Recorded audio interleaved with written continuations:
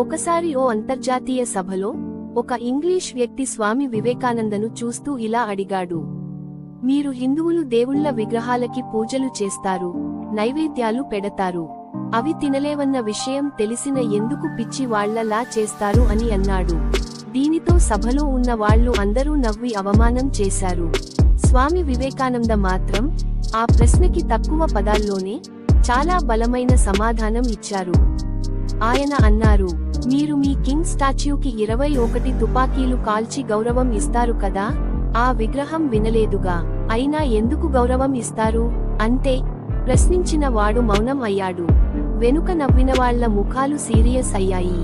అందరికీ అర్థమైంది, ఒక్కోసారి కొన్ని విషయాలు మనం లోతుగా అర్థం చేసుకోకపోతే అవి వింతగా కనిపిస్తాయి, కానీ వాటి వెనుక అసలు అర్థం వేరే ఉంటుంది. స్వామి వివేకానంద మాటలు తరచూ మనం గర్వపడేలా చేస్తాయి.